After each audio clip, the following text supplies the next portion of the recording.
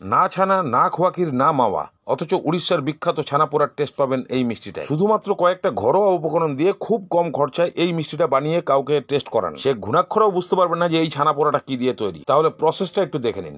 তাহলে প্রথমেই একটা মিক্সিং জার নিয়ে নিন।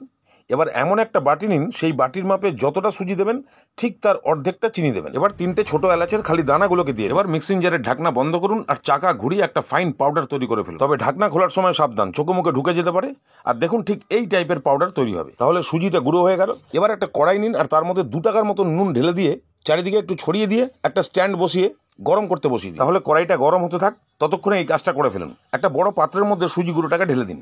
তার উপরে 5 টাকা দামের 2 প্যাকেট গুঁড়ো দুধ ঢালুন। ভালো করে মেশান। খুব ভালো করে মেশানো হয়ে যাওয়ার পর অল্প অল্প করে দুধ দিয়ে একটা মোটা থিকনেসের ব্যাটার তৈরি করুন। অনবরত দুধ দেবেন আর মেশাতে থাকবেন। এই বাটির 1.5 বাটি মতো দুধ দিলেই পুরো ব্যাটারটা রেডি হয়ে যাবে।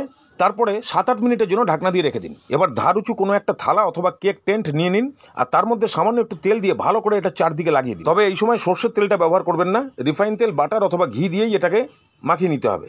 তাহলে থালাটা রেডি হয়ে গেল। এবার একটা সাইডে রেখে দিন। এবার চলে আসুন সুজির ব্যাটারের কাছে। এবার দেখুন 7-8 মিনিটের মধ্যে দুধ খেয়ে মোটামুটি সুজিটা বেশ ভালোই ফুলেছে। মোটামুটি ব্যাটারটা পুরোপুরি রেডি। এবার একটা ইনোর স্যাচেটের পুরো ইনোটা এর মধ্যে ঢেলে দিন। ভালো করে মিক্স করুন। দেখবেন 10 থেকে 12 সেকেন্ডের মধ্যেই পুরোপুরি ফ্লপি হয়ে যাবে। সুতরাং আর দেরি করা যাবে না। এবার যে থালাটার মধ্যে তেল মাখিয়ে রেখেছিলেন তার মধ্যে ঢেলে দিন। তবে এর মাঝখানে একটা কথা জানিয়ে রাখি, ইনোর জায়গায় বেকিং পাউডারও দেওয়া যেতে পারে। তবে ইনোটা ইনস্ট্যান্ট কাজ করে, 10 থেকে 12 সেকেন্ডের মধ্যে ইনোটা কাজ করে দেয়। এই কারণে ইনো দিয়ে মাখানোর পর সঙ্গে সঙ্গে এটাকে গরম প্যানের মধ্যে বসাতে হয়। আর বেকিং পাউডার হলে একটু লেট হলেও চলবে। এবার পুরো ব্যাটারটা ঢালার পর হাত দিয়ে থালাটাকে একটু থপথপিয়ে দিন, পুরোপুরি সেট হয়ে বসে যাবে। তারপরে কিছু ড্রাই ফ্রুট, কাজু, কিশমিশ, পেস্তা আপনারা যা জোগাড় করতে পারবেন ওপরে একটু সামান্য ছড়িয়ে দিন। ছড়িয়ে দিয়ে গরম প্যানের মধ্যে বসিয়ে দিন। এবার একটা ঢাকনা দিয়ে দিন 25 থেকে 30 মিনিটের জন্য। ততক্ষণ তাহলে এটা হতে থাক। এবার একটা মিষ্টি রস বানিয়ে ফেলুন। যতটা সুজি নিয়েছিলেন ততটা চিনি নিন, ওই একই মাপে জল দিন আর সামান্য একটু নুন দিন। এবার ভালো করে ফোটান। কোনো তার বা সুতো হওয়ার দরকার নেই। সামান্য একটু চিপচিপে ভাব হয়ে আসলেই নামিয়ে দেবেন। প্রায় 35 মিনিট পর দেখুন সুজির ব্যাটারটা থালার চারদিক থেকে কিরকম হালকা হালকা ছেড়ে দিয়েছে। ঠিক এই সময় একটা কাঠি ঢুকিয়ে টেস্ট করুন। যদি কাঠিতে না লাগে তাহলে ভাববেন পুরোপুরি রেডি হয়ে গেছে, তাহলে নামান। এবার ভালোভাবে ঠান্ডা করুন আর ছুরি দিয়ে সাইডগুলোকে একটু ছাড়িয়ে দিন।